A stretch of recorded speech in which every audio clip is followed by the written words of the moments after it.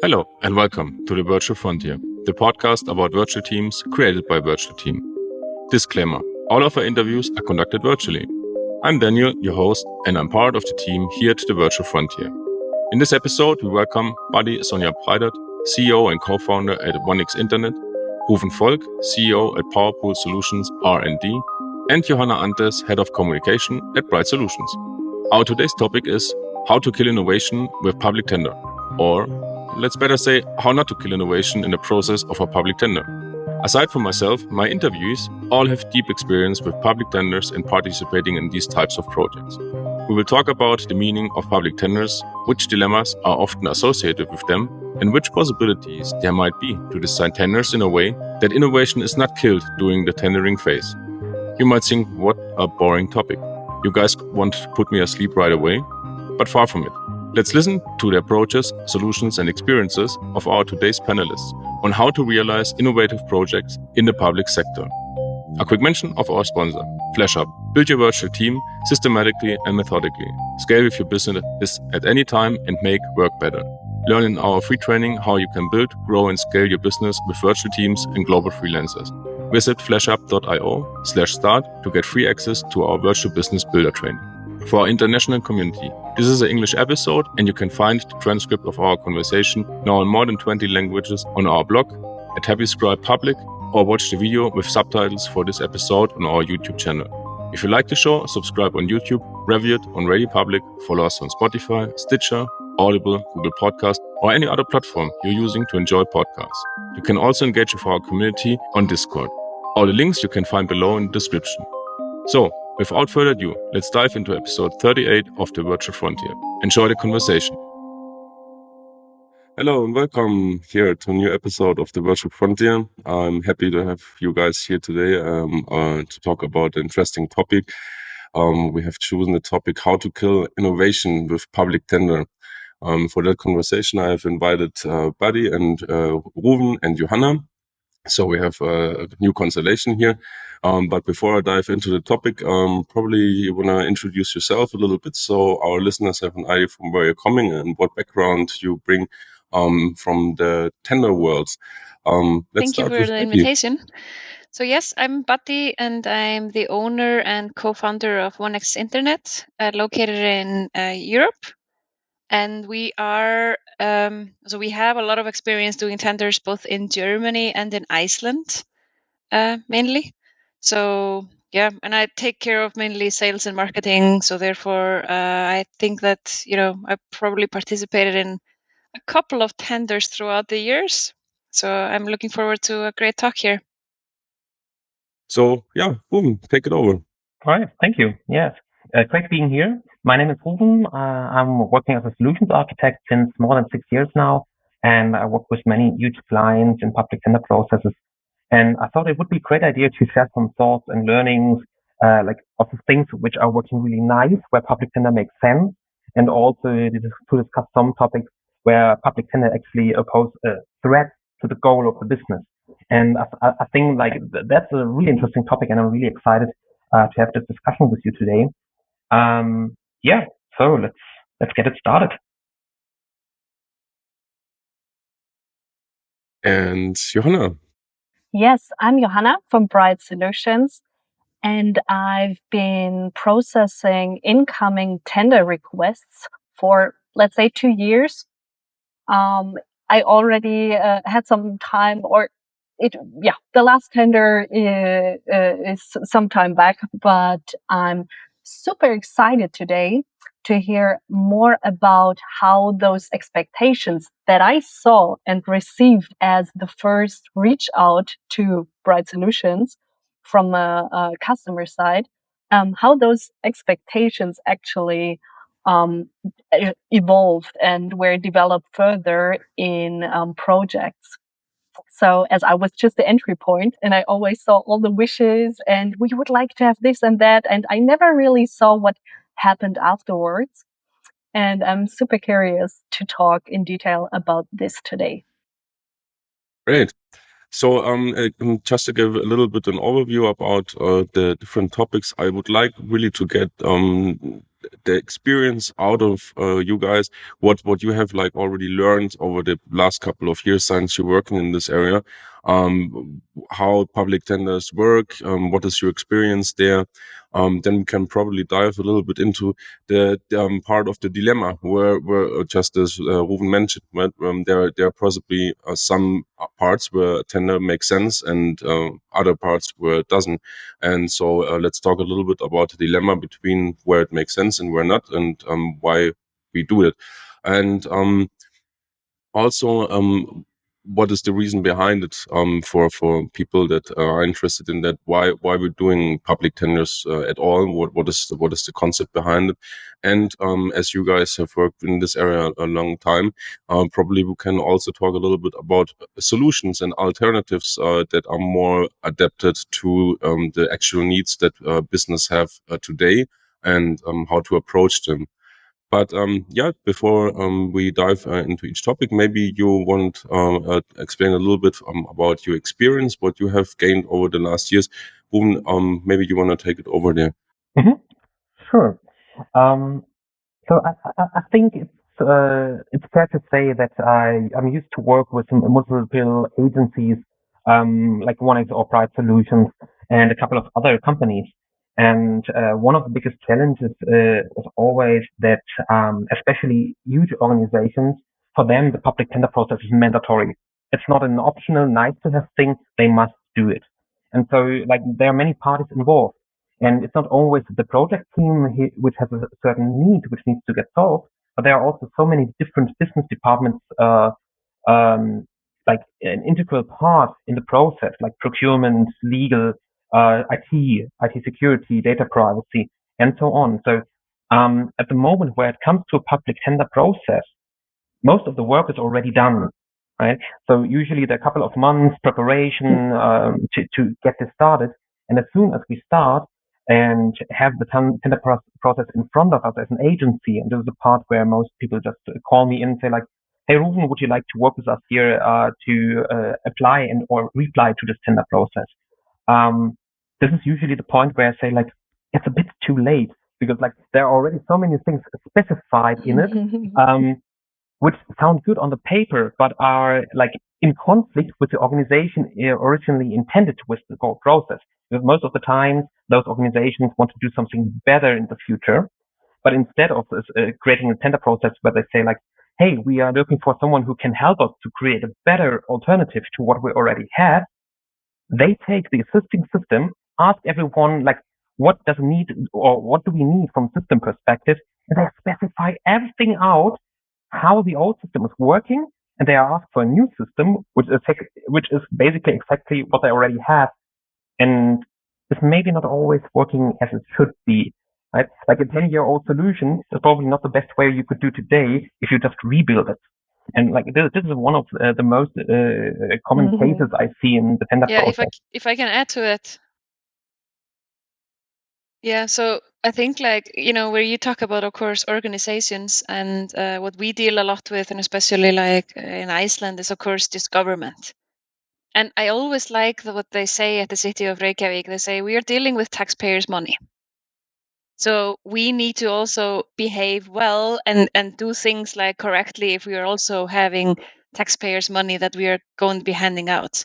So it would also be, so that is a little bit maybe talking about a dilemma, Daniel, that you talked about before, because everything that Ruven said, I agree with, but at the same time, like I'm also like happy that we have these type of rules, though, especially when it goes into government. So I think like for organizations, maybe, we could maybe split the topic a little bit up in organizations versus government.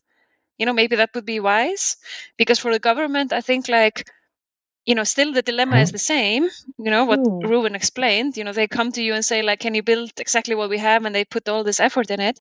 But at the same time, it needs to be some kind of a fairness, towards the people who are actually then in the end paying for it, which is in the case of the government, taxpayers' money. That needs to be some kind of a fairness of how that money is being used. So sorry for dropping that as a ball here in, but I think like that we need to talk about that aspect as well. So,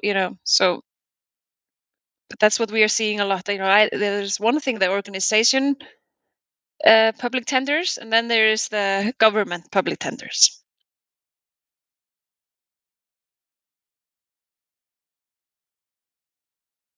Do you have an idea how to like where you make the balance?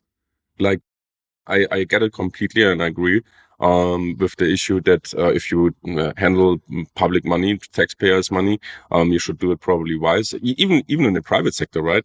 But it's more flexible, but the responsibility is might a different one. But where you put the balance between, okay, what is necessary and what is like extensive and overwhelming when talking about the tender process, just like mentioned by Ruben, when you have months and months of planning and preparation and everything, and probably in the end of this process, the product that you try to create or optimize, And I it's think like already maybe if you outdated, can do right? a comparison there to like, now we want to build a house, and we all have a house in front of our head. We all probably have a different opinion on how a house looks like. So some people draw up a house with 3 stores, and others do it with like 20 windows, and others do it very long and thin, and however it is. Like we all the end goal is pretty clear. We want to do a house, but how to get there is very unclear. So the question is, how can we enable these public tenders to be flexible enough that in the end that we actually end up with a house that we all want, but without going into the dilemma of what Ruben was explaining earlier, where it has been like told exactly that there's going to be 20 windows on the house because everybody needs to calculate from the same base. Still we have like different material that we are using. I think it is hard. I wish I had a solution for it, and maybe that's why we are also here, because it is a hard problem.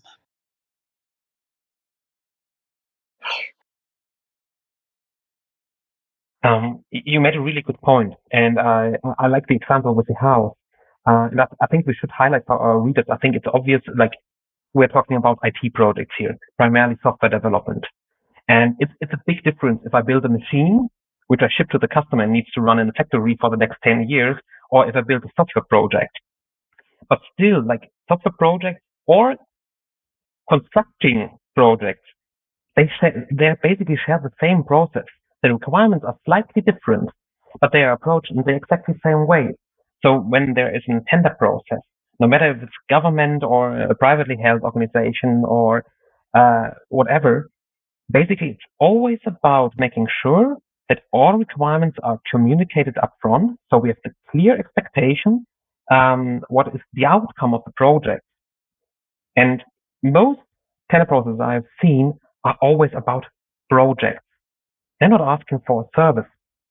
They're always asking for a full project. So like we're shooting for the big all-inclusive solution. And it must be suitable for every business case we have. It has to be perfect. It needs to be in time, budget, and scope. Which is ridiculous because most of the companies, they want also to benefit from modern methodologies like agile work, right? They want to do like lean or scrum or whatever, and they want to control the project along the way. They want to optimize it and they want to make decisions on the fly. But the tender process is the opposite of it.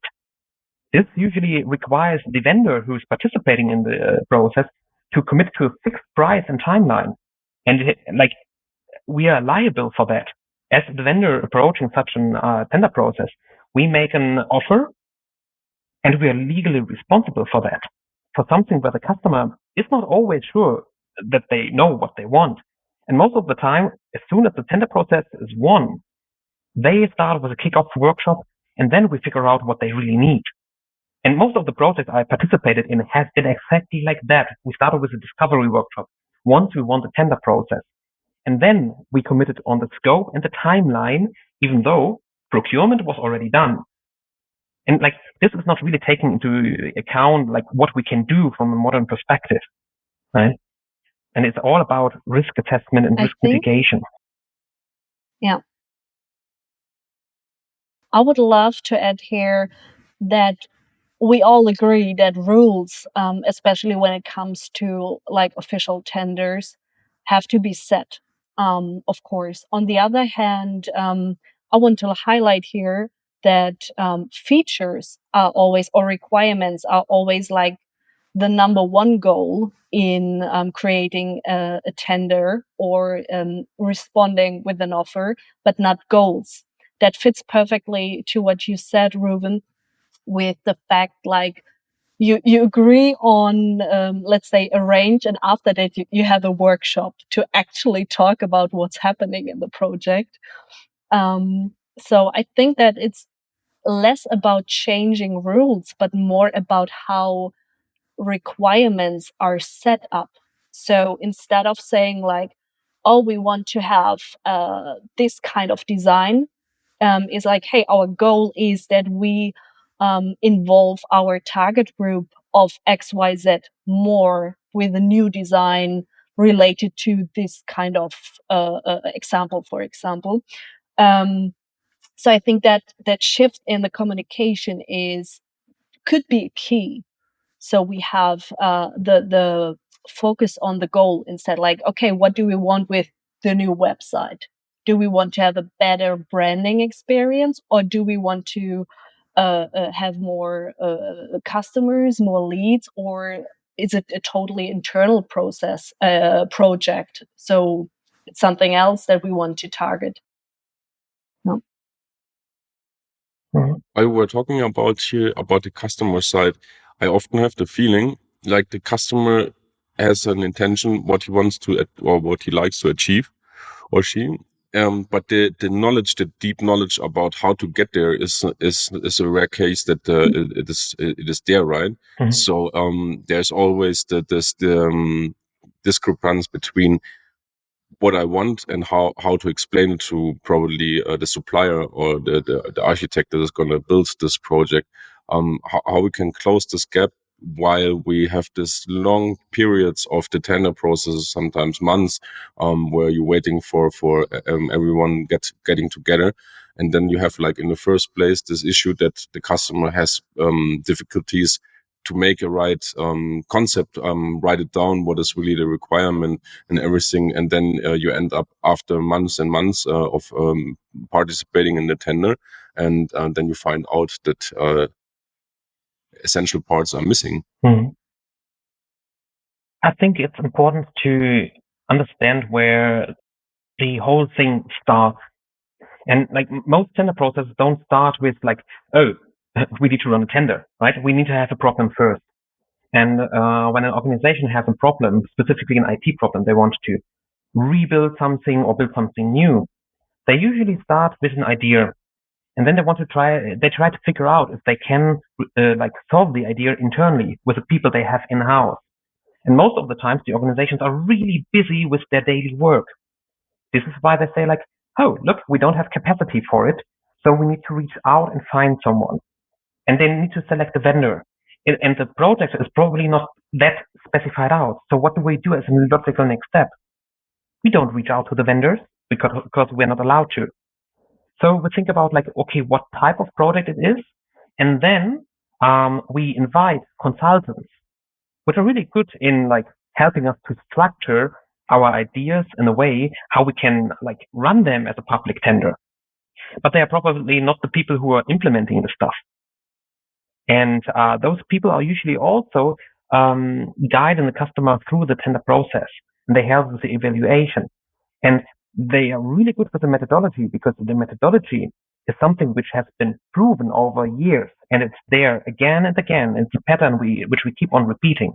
And when I, as a client, say like, I want to do a web project, they say, oh, you want to do it with a web? Yeah, there. So we need cross-browser compatibility. We need accessibility, data privacy, IT security, of course.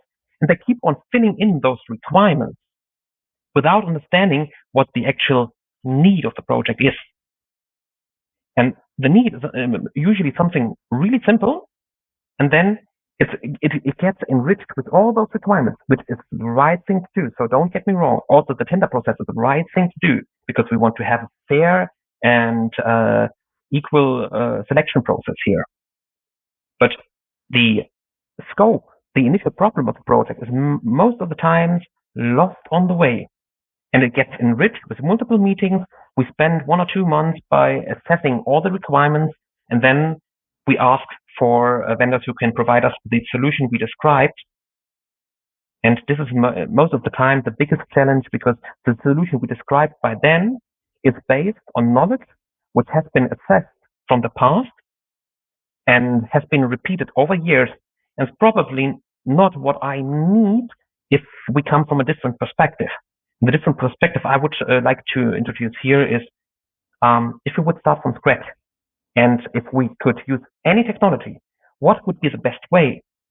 Because the things we know from the past are usually optimized to big software licenses, that we buy products and not to build our own custom solutions, which are customized for the company itself. So instead of finding technology which we can adapt and integrate into the company to solve the business problem, we think about what are the products we can buy, and then we need to restructure our company to be able to use the product. And I think this is a fundamentally wrong approach for software projects, because they have so much flexibility and such a huge degree of optimization we can apply, instead of just like buying the next bigger software solution which is replacing the outdated product here.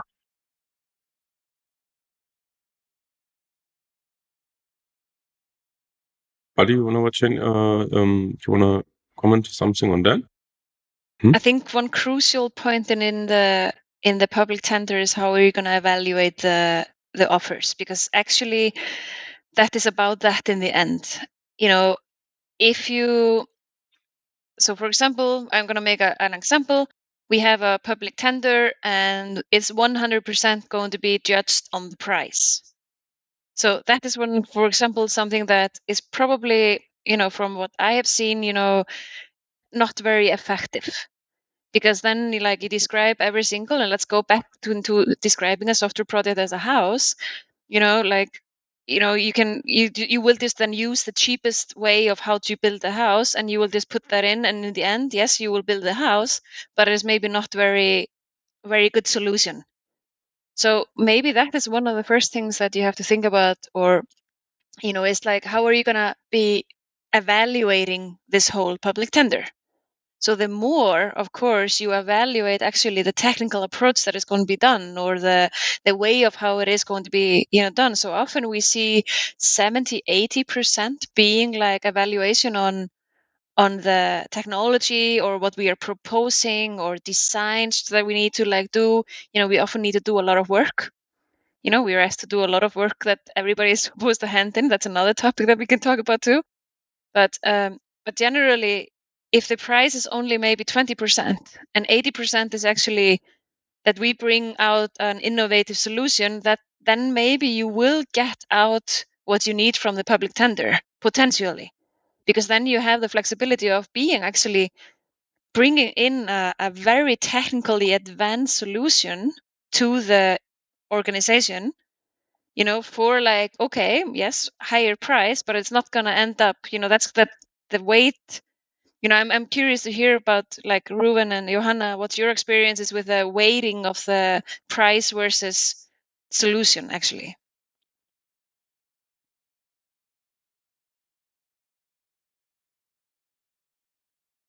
And you also mentioned this, and I know that from my little experience was what I have shared in Bright Solutions. This tremendous amount of work that companies put in the first place, hours and days and weeks, preparing for this tender, which is also like a cost point, and then this huge time of waiting, hanging around in nowhere, and probably not getting anywhere. How is that working, and how we could probably make that a more light process? Yeah. So that is actually if we can just dive into that immediately, so one thing is to work a lot. We have had tenders that we have calculated that it costs us 500 hours to produce work for. 500 hours. And if we just do a simple calculation of let's say 100 euro per hour, this is just a ridiculously high amount of money that you're just spending. And why? It's because you need to fill in 170 rows of questions. You need to give out like all these documents. You need to design something. You need to give a sitemap. You need to do all this work beforehand. And just to be maybe in the top 3, and then you're going to be invited to another meeting where you also need to perform and you show.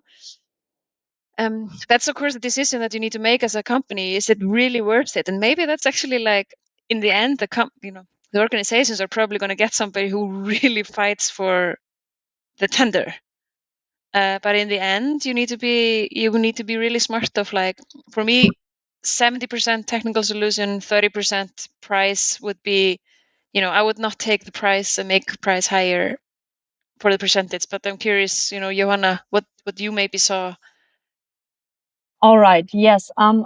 I actually saw a decrease in the focus on the price, and I was very happy about this. Still, I felt like this is a secret ruler at the end.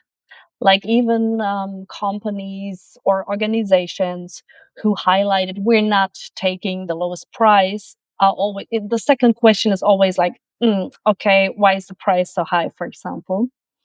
But I also want to add actually a third thing here, a third focus, which is the emotional bond with existing partners. I saw this like a tender request, which was going for weeks and weeks and weeks. And the final decision was with, we're going back again with the old partner, even if we had some difficulties, for example, not always, of course, but I heard it and it was very interesting because sometimes, companies chose, like the known area, the known issues instead of moving on, and the fear of, getting along with a new partner was always very high. So I want to make it more complicated to. Yeah, but that's a good point, Johanna, because what you're actually saying there is like, discussion. The higher the technical part is, the more chances you actually have as an organization just to go and work with because it's more of a, just a feeling, because the price is easy.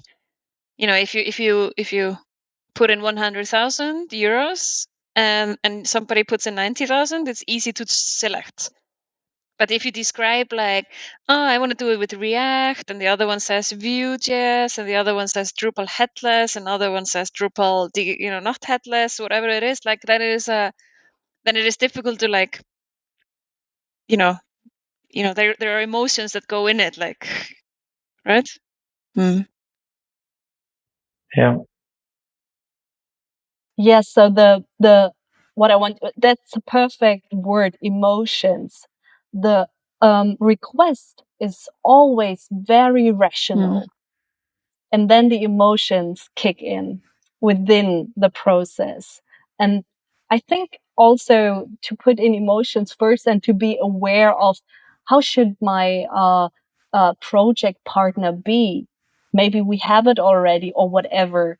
I think to put this in the head as well is very also important to just, to have like the technical. I always say the technical part is the easy one, right? But the most like exactly. do I connect to like us here as a group? Do we connect as a group? Can we work together, or do we maybe like don't like each other? Then we will not be able to be successful. So how are you going to measure it?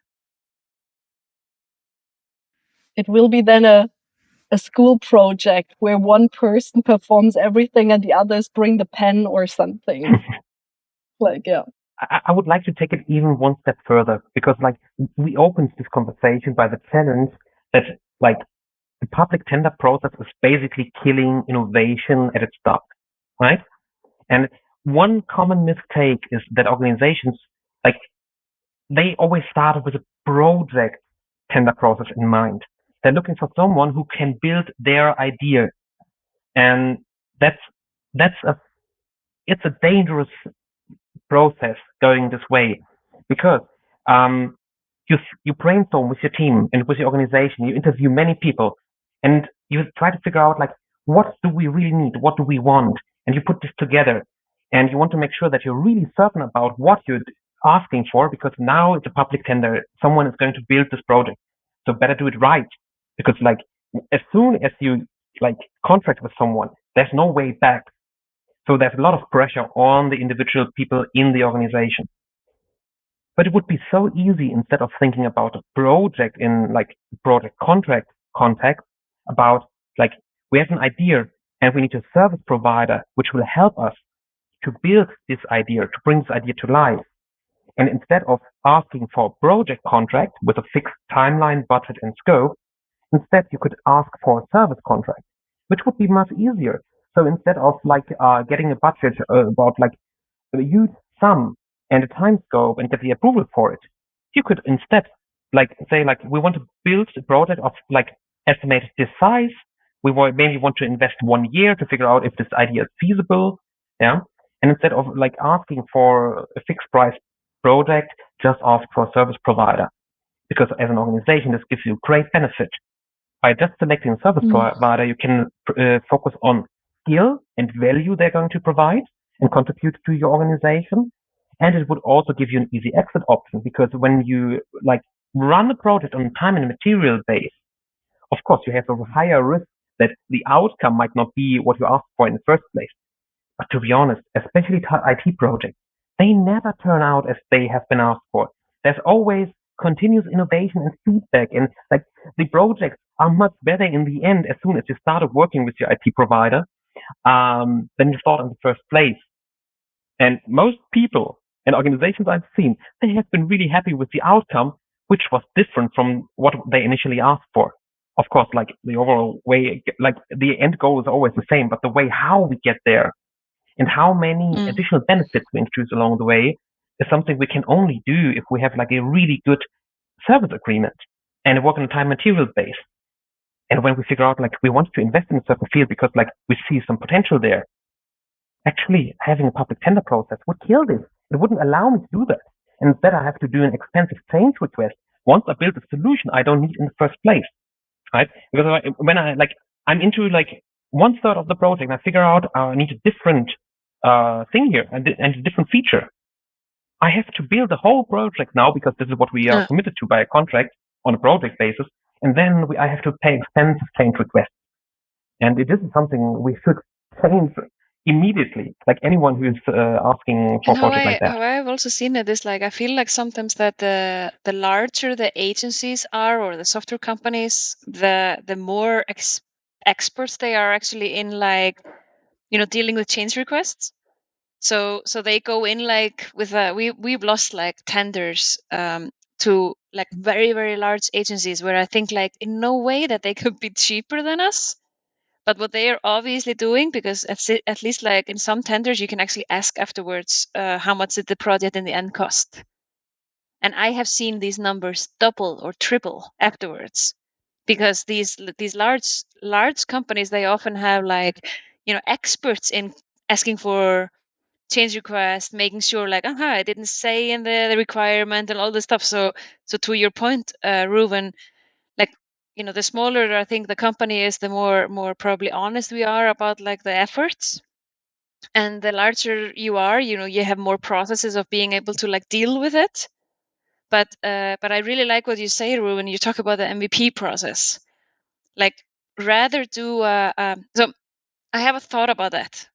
So you talk about like rather do like an MVP in the sense of like minimal viable product, and or try to like ask for a service to do certain things. The only thing that I always hear from these government or large organization is like the procurement is so expensive to do. So therefore, we rather want to like do one big procurement, and then we are like a little bit just good to go. And an example of this, for example, in the city of Reykjavik, they did this big procurement, which I thought was really cool. They did like a big framework to procurement. They said like, okay, we're gonna have these things that we want to solve in the next 5 years, and we are asking to get companies that are willing to do all of these things. And so you have to hand in all your skill sets and all this stuff. And then we have a pool of companies that we can then deal with, and we have enough projects for everyone. So like instead of like instead of having every single time to go into this big process, because it is so time consuming to do this procurement process. So that speaks a little bit against Ruben, to your point, like of making like a smaller service thing, because in the end, like it needs to have a budget, because there is a budget that you need to match. So, but so for me, like it's a little bit of like, try to do it as small as possible, but try maybe to have it as open as possible. Maybe to your point, Ruben, there, right? Yeah. Mm. Yeah. The budget question is a really good one, because like if I think about from a client perspective, I want to know how expensive it will be to like implement this project. So of course I want to know like like how long will it take, and what is your rate card, right? So I'm asking for that. It's an important metric. But what I should rather do is thinking about like, if I make this change, what would be the positive business outcome for me as an organization? So what is the potential savings I have, or the revenue impact? So I need to change my thinking. Instead of just thinking about the cost of implementing something, I need to think about like, what's the added value for me? So when I think about like, I have, let's make an assumption. I'm in an organization and I have a communication with merchants. And this merchant communication is really time consuming because it involves a lot of manual work. My people are busy on the phone or on the fax. Yes, still happens today. There's still faxes, and like they're always maxed out. And it's so difficult to onboard new people because the process is so complex that it's time consuming. So every time when someone leaves the company, like it adds additional stress to the team. So I want to automate this. I want to digitalize it. So instead of thinking like how the communication works today, I need to figure out how the communication could work in the future. And so I need a different perspective. And I should start with assessing like how time consuming is this process. Most of the time we only think about like how long will it take to implement something, but I should rather like investigate how expensive is it to keep on doing like we do it today, how we're used to, and what is the hidden cost of that. And maybe I figure out like, if I would automate some stuff, maybe I can save a 6-digit number. So I would have a budget which would be worth investing to solve this problem in the first place, right? And this is value driven, right? It's not about like how long it will take. That's a different question. But now I can take this budget, a potential savings, and I can reach out to 3 different vendors, and I can ask them without the need of a public tender process for a small budget, like how would you approach this, how would you approach this, and how would you approach this? I would ask maybe for 3 prototypes for a really low budget. And then I get so much feedback and knowledge back, which I could use for a big public tender process, where I ask for a vendor who is specialized in this field of technology, and I would select the technology which was most convincing from 3 different prototypes. But how many organizations do you know are actually doing that? Buddy, do you have some experience? Like, have you seen it in the field that organizations I have do it actually, like that? like I feel like Iceland is, if I like can bring an example from Iceland, Iceland is definitely a little bit different from Germany. Of course, Iceland is 320,000 people and Germany is 80 million plus. So obviously it works a little bit differently. But I feel like that in Iceland the things have been done much more in a direction of like, hey, let's see if we can just do it and make it happen, and then continue from there on. While on the contrary, I see a lot of public tenders here in Germany where I get like a specification of 100 pages. And they're like, I'm supposed to bring in the big thing, and then I start looking at, is this a German procurement or is it a European procurement? Because if it is a German one, I know it is like the limit is like 200,000, and if it is like a European one, it is more or something like that. And yeah, so like I have not seen in Germany, but then again, I have to be fair too. Like we do not participate at the moment a lot, because it's also like our experience, and also is unfortunately that we often see that companies have been selected before, and there is just a procurement to go and select that company a little bit. So that experience we have had, and I think many others have had that too. Yeah. So therefore, like, we are always very picky on the German procurements that we participate in, because we want to make sure that we have a fair shot when we go and do it. Yeah. I can 100% agree on that, Buddy. So we had the same experience in a lot of times, and I was burning to actually ask within this group about the difference between Germany and Iceland. You mentioned now a few. Are there more? I think that those were the most important ones. But are there more different ways? So, like, I saw this in Iceland. This is great. Let's try to do this in Maybe Germany. it is more that so, you like, can maybe it's add also here? so especially for the government projects that we've been doing in Iceland, talking about government or university or something like that, then like I said earlier, I feel like that it's always a little bit smaller. It's a little bit more of either hey, I'm going to get a pool of vendors that I can actually work with, and this pool I'm going to be then just, there's enough to do.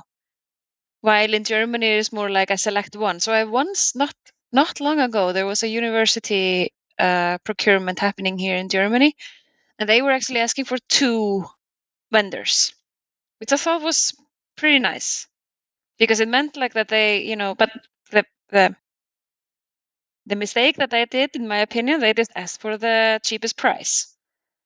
And what I heard is like that the prices that were put in there were like not even on the scale that I could pay my people's salaries. So in the end, I don't know, like if this was like companies that were outsourcing everything, or however it is, maybe it doesn't matter. But then people start to like playing with the hourly rates. Like, I say my hourly rate is just 50, but like I will just only work for 30 minutes, and then they like, you hear all this madness, but that's nonsense, and I would never participate in anything like that. So there is all this gamification happening. Yeah. That, so how do you like your hourly rate? Is that 45? It's at for 45 minutes or 60? Nobody is asking for it. So like, I don't know. Like, hey, I try to be as honest as I can, but I'm definitely having the experience here in Germany that I feel like a lot of companies are trying to trick this by either like going in with like much slower rates, or trying to like go in with very low thing, and then in the end like do change request and get more, so but again, it's also more larger here.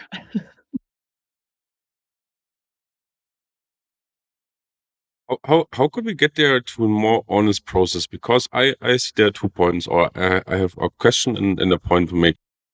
You mentioned it already before, Bunny, that there are like sometimes when you fill in those public tenders, you have to fill out like hundreds of pages or answer hundreds of questions. Who's reading that? Like in the end, like who's checking that? And on the other side, if it's not even a real fair process, how we get to a more honest process where you really go for checking the values, what I need, how I get there, and with whom am I going to work in the end to get the best result out, instead of like punching those hundreds of questions, and probably I don't know, I don't have the numbers, but if you make a public tender, you probably get offers from several different companies, 10, 20, whatever, and then you have like not to check like hundreds of questions, would have to check thousands of questions, and this is all like just a big game in the end, that you're going to select the partner that you have already worked with. So why wasting those resources for everyone? I went through a procurement not long ago. I think it was around December last year, where the 3rd final phase was. So phase number 1 was like a little bit of we are going to check if you qualify. So there was like 10 questions. You had to put in your legal stuff. your revenue, your staff, your skills, just like basic stuff. And then of those, I think they invited like 6 companies. And these 6 companies really had to do the work. They had to work through everything.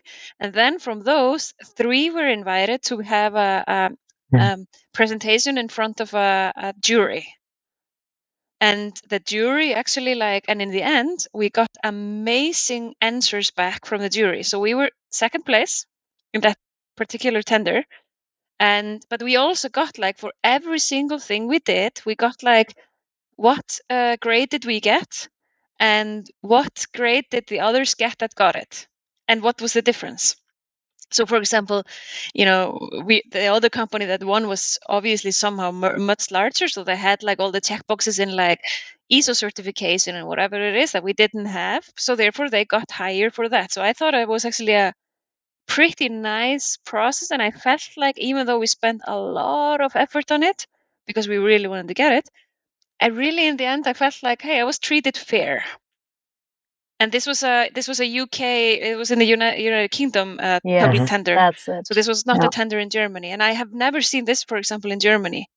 I've never had this feeling afterwards where I'm like, I really understand why maybe they thought that the other company was better, or okay, if we win, it's easy because then you ask for feedback and then you will get why you won.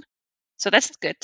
But if you're second or third or fifth or 10th, you never really get the feedback. So you start to get actually the feeling like maybe there is no feedback. Maybe there is, Daniel, maybe there is nobody reading this stuff. So having that process very transparent is a very good thing. Yeah. I would like to ask you something, because I have seen it many times. I'm curious how your experience is. How many times did you see requirements for example, we have a German client and they are asking for vendors in Germany. Project language is German because, yeah, of course, it's the native language for the client, but they are actually excluding the top talent from all around the world, especially when we talk about web technology. Germany is usually a bit behind. There are other countries way ahead and really innovative mindsets, good technologies, but nope, has to be local. How much would you consider local constraints as a challenge in the public tender? For me, I actually think that especially when you're dealing with taxpayers' money, and I have very strong opinion on this. I feel as a governmental entity, for example, a university or let's say I'm living in Frankfurt. Let's say the city of Frankfurt. I feel that if they are doing a tender, that they should actually bring the money from the taxpayers that are in this area, at least back to companies that are in this area. So local constraints, I think they are really good and healthy for when you're dealing with taxpayers' money.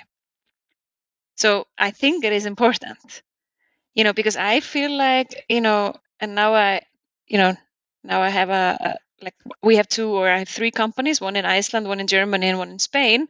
And we are building up the Icelandic company. So for example, I would think it is irresponsible of the Icelandic government if they are just getting money from the taxpayers and then they're just putting that out somewhere else.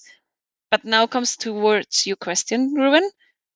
Maybe that's just still more cheaper to do it somewhere else. So that's then better for the taxpayers, right?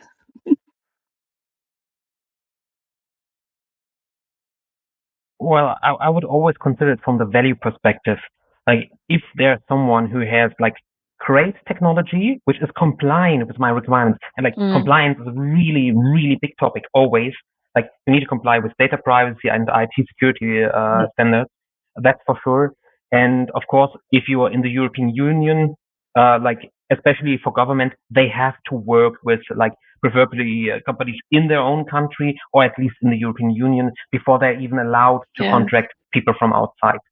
So those constraints make sense. And I really think those things give us a great degree of freedom. It's not very limiting because EU is big and we have a lot of top talent here.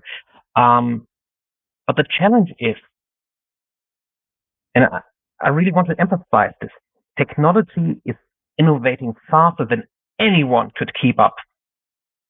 Just look back the last 10 years, like how fast technology innovated. But we are still applying the same procurement methodologies like 50 years ago. And the way how we assess technology and vendors is still the same. And we're applying old standards to modern problems. And I would like to see that, I would like to see some change in that. And I would also love to see more often, like there are some companies who are already adapting like those things like building a prototype first, then building an MVP, or also let's make this right, like an MVP, a minimal viable product. This is not a prototype.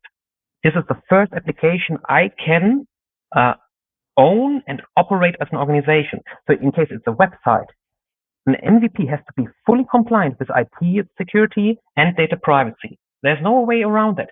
I need a legal approval for the terms of usage. So an MVP is not a simple task. It's just the first iteration which allows me to go live. And everything before that might be a closed beta or something like that, where I invite a target group, do user acceptance tests, but the MVP is a go live product. And everything after that is like ongoing innovation. But most tender processes just have a fixed budget and the product has to be fixed and like it's done, for example, after 1 year. And then the organization expects that they can keep on using the product for the next 5 or 10 years before they have to do the next public tender. Instead of considering the project something which will grow. Like you start with a small tree and you keep on harvesting it and like giving water and so on until it grows to a big tree which like carries many fruits. But it is not how, like this is how it could work, but not how it's working today. No, and Ruben, I think like you make an excellent, like if we now go back into the like, does it kill innovation? So I totally think like that often the mentality, is like, oh, I need to get the price for it, and then it gets done, and then it lives there for the next 5 years, just like you said, Ruben. And that is actually not very healthy for a software project, because a software project needs to be like worked on and improved, and we need to listen to what the users say. We need to get feedback on like, is there anything that is missing? Like just like on your phone, you're constantly getting updates and there are some changes being done. So the public procurements, they need to start becoming more like that. So you can actually start innovating and becoming better, because how quickly it changes technology now, like with JavaScript frameworks, that have been rising in the last years. Like who would have known that 5 years ago? And who knows now in 5 years from now what the next thing is? Like maybe, I have a 10-year-old son, and when he was born, or he's 11 today, but when he was born, we didn't even have smartphones. Think about that, 10 years ago. And today, like we all have them, and we do everything with it. We do our, we buy our things with it, and and when I think back, like 10 years ago, I was playing Snake, right? on my Nokia 5660. And today, like I'm buying stuff with my Apple Watch, and this is only 10 years. And now if we think 5 years back, like, and so after that MySpace came, whatever it was all called, and now we are just expecting to be able to buy everything online. So therefore, as an organization or as a governmental entity, you need to be flexible of adapting to. So you need to make your procurement process flexible, so you can actually adapt to what is going to happen next. So that speaks 100% for your MVP or our MVP approach. Together with, like, let's say MVP, and maybe let's do it like this. I think actually my husband wrote a blog post about this and put it on our website. He actually said, like, it's better to spend 50% of the budget or 25% of the budget in the beginning, and then actually like take the rest of the budget throughout the next 2 years. So how can you maybe do a public tender like this where you say, hey, how can we do a MVP for 100, but then you're going to get 200 after that is going to be for the next 2 years, and we're going to use that flexible. I don't know. I would even go that way, that we say, like, let's flip around the process.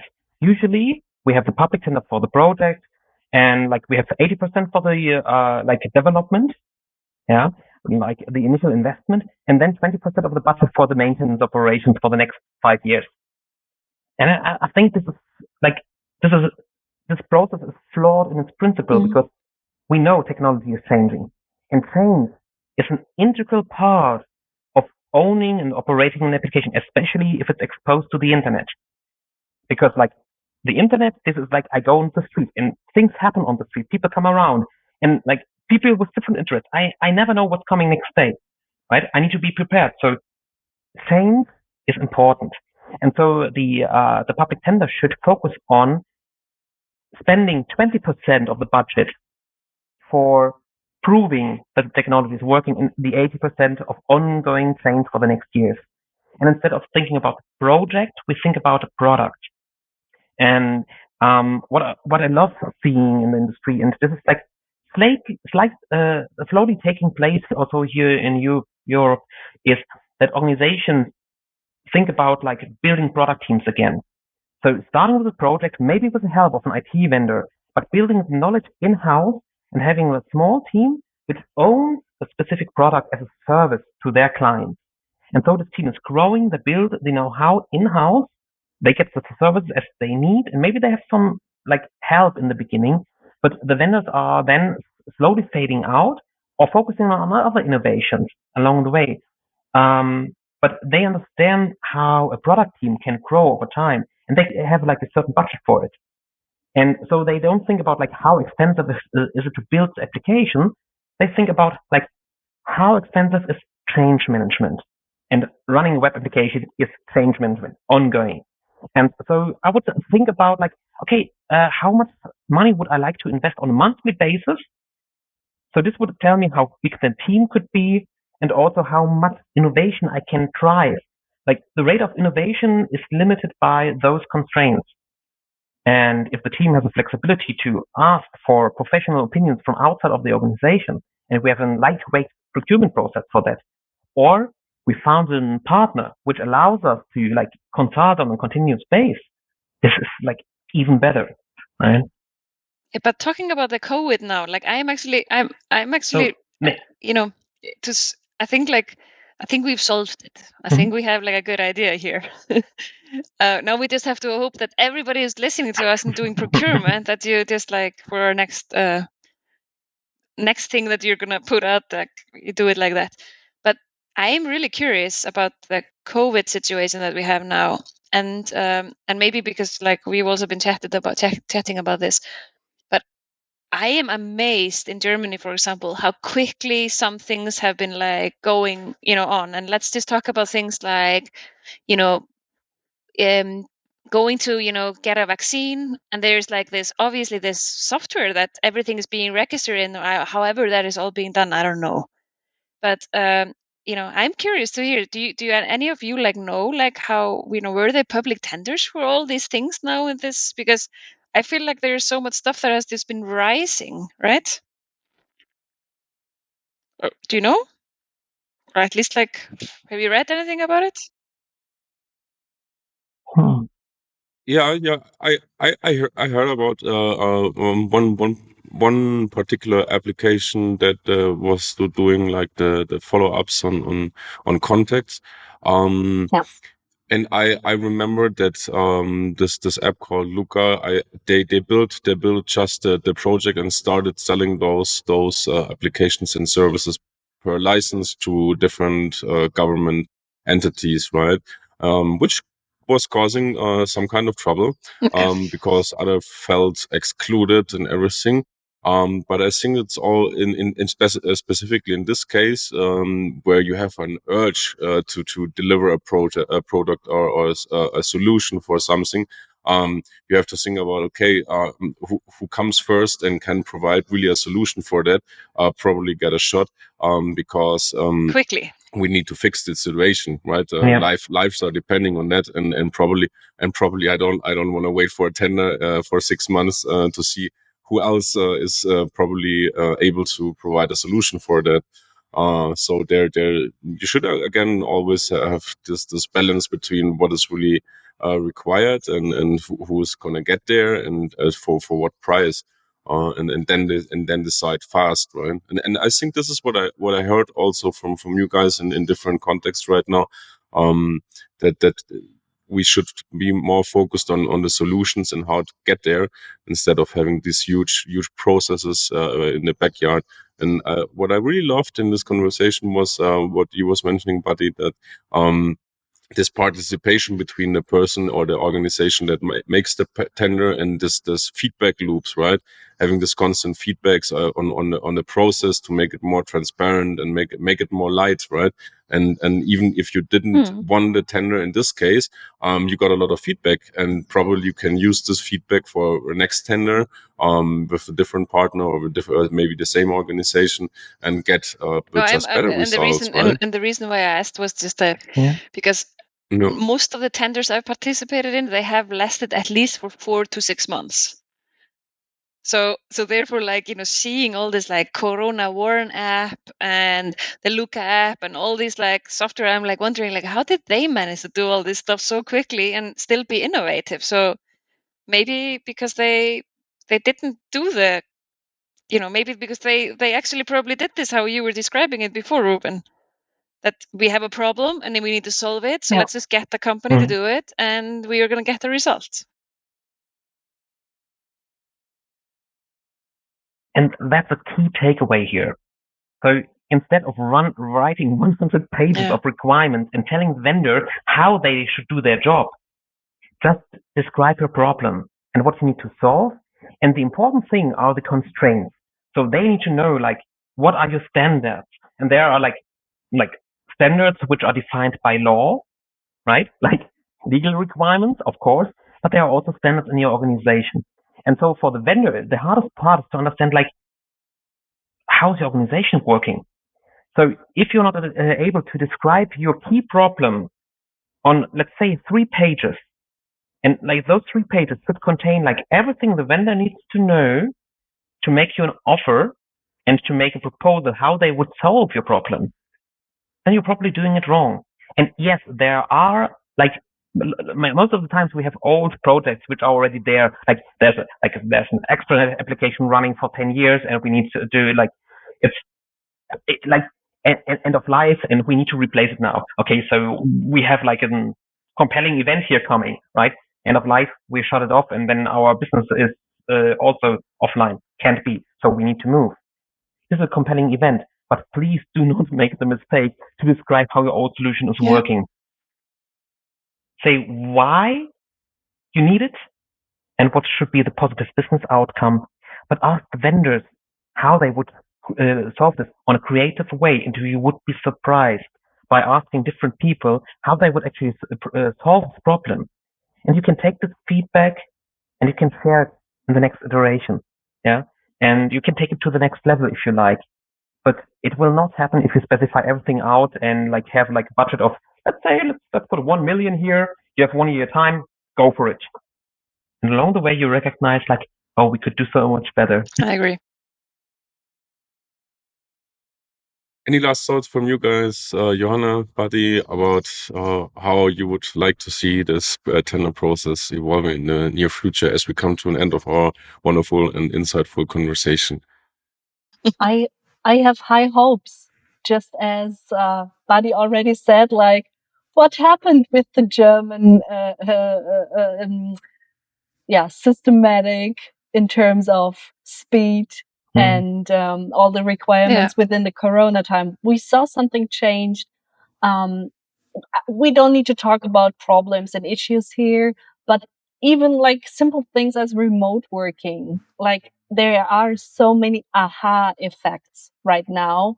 So I'm super happy about this talk we just had, because that proves me like those high hopes are not secret hopes that I take away and bury sometime, but are realistic. And I can't wait to share those thoughts also with clients, because I think that educating and sharing this from the vendor side, from the agency side, is something we have to keep pushing. So we can't expect this change, but we have to push. I think it was people great. to it. I had a lot of fun, and to just to hear what I'm also really happy to hear that we just actually we share the same opinion on it and same experience. Sounds like. So I also have the feeling that we are probably not the only vendors out there that have this experience, and I think these crazy pandemic that has been going on and like stopping us from traveling around the world as we were doing before and traveling to our offices is allowing us to like be a little bit more effective, I think, like in many ways, and just like you said, Johanna, I think we can learn a lot from the speed, and I hope that it also will be successful. I'm still waiting for that we will get some kind of a digital pass, like you say, a vaccine pass. I don't know if that's going to be a European thing or if it's going to be like, I'm really curious. I haven't seen a tender for that. There's probably a tender out there for that. But I'm curious because that needs to happen pretty quick. If everybody's getting a vaccine now, then and yes, this was recorded sometime in the pandemic, but it's going to have an end soon, right? Just for the record. No, I think it was great. No. Yeah. Yes. Yeah. Yes. Guys, thank you very much. Yeah. Thank you very much for the participation and all your insights and comments and perspectives. I also really do hope that this conversation gets out also on the other side, and people are listening to the different ideas and topics, and probably in a couple of months or a year, whatever, we're going to see some changes there, and pushing that topic forward is, I guess, really helpful and just opening up perspectives. So thank you again for participating today, and see you next time. Yes, bye. Thank you so much. Have Bye. a good one. Bye-bye.